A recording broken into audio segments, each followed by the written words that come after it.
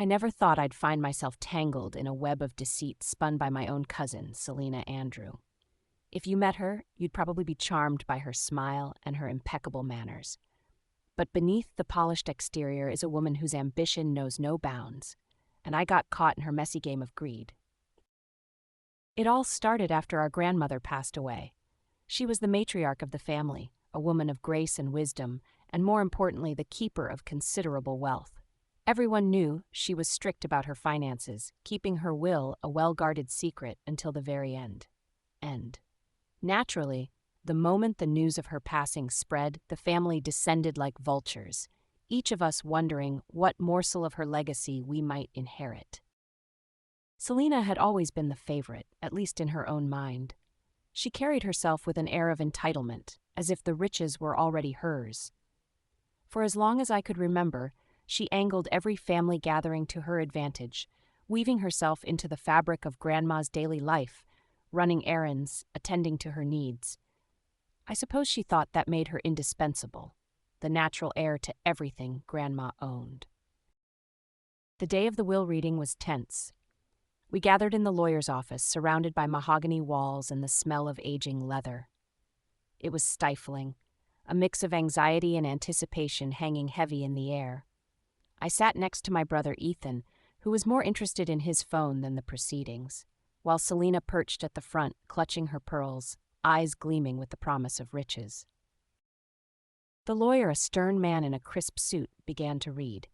Names of distant cousins were called out with bequests of sentimental trinkets and small sums, nothing extraordinary. Then, when Grandma's estate was announced, the house, her stocks, the bulk of her wealth, it was a name none of us expected: mine.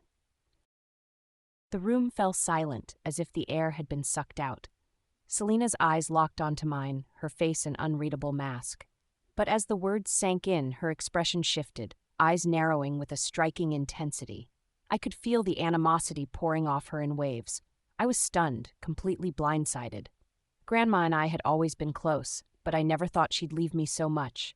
I glanced at Selina, a knot of guilt forming in my stomach. I knew she wouldn't let it rest.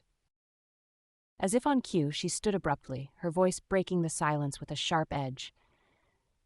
"This can't be right," she declared, her voice quivering with a mix of disbelief and rage. "There must be a mistake." The lawyer merely shook his head, flipping to another dot. "Everything is in order as per Mrs. Anderson's instructions. Her decisions are final." Selina's face flushed red, her hands trembling. For a moment I thought she might lunge at me. But instead she spun on her heels and stormed out, leaving a trail of whispered speculations in her wake. Over the next few weeks, I was bombarded with phone calls and messages from family members who suddenly remembered our connection. Everyone seemed to think I had orchestrated some elaborate scheme to secure the inheritance. I tried to explain that I was as shocked as they were, but my protests fell on deaf ears. The house was mine, whether I liked it or not. Then came the documents. It started with a nondescript envelope left on my doorstep. Inside were copies of banking details, forged letters, and handwritten notes. All of them bore the unmistakable writing of my grandmother, but something felt off. The paper felt too new, the ink too fresh. My instincts told me Selina was behind it, attempting to weave a narrative where I was the villain. But why? Why try to frame me? It didn't add up until I pieced together the timeline. Selina must have been planning this for years, hedging her bets on inheriting everything. The forgery was a backup, a contingency plan in case her charm offensive didn't work. But when the will didn't play out as she'd hoped, she went all in, banking on the family's gullibility to cast doubt on me. If you're enjoying this story, hit that subscribe button and the bell icon so you never miss another one. I knew I had to confront her. Avoiding her calls, I decided to face her in person. The confrontation was heated, words flying like daggers between us. She denied everything, her facade cracking only slightly. But I saw through her lies, the flicker of uncertainty in her eyes as I laid out the evidence before her. In her desperation, Selina played her final card, accusing me of manipulating our grandmother when she was at her weakest. The room was thick with tension, and for a moment I felt my resolve waver. Could I have unknowingly influenced Grandma? But deep down, I knew the truth. Grandma had always wanted her legacy to support those who would honor her memory and values, not squander it on shallow pursuits. The turning point came when our younger cousin, Lily, stepped forward. She'd stumbled upon Selena's forgery attempt, sketches and drafts tucked away in a forgotten drawer.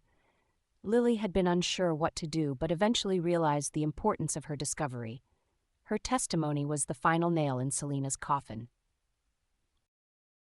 It was an explosive revelation that left Selena speechless, her web of deceit collapsing around her.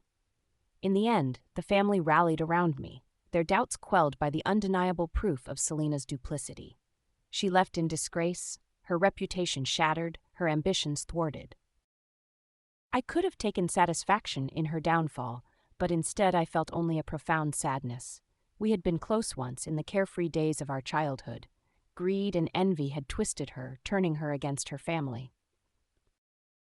In the aftermath, I focused on honoring Grandma's wishes, using the inheritance to support causes she cared about, ensuring her legacy lived on in a way she would have been proud of. As for Selena, we haven't spoken since, and perhaps that's for the best. Sometimes even family ties can't withstand the weight of betrayal.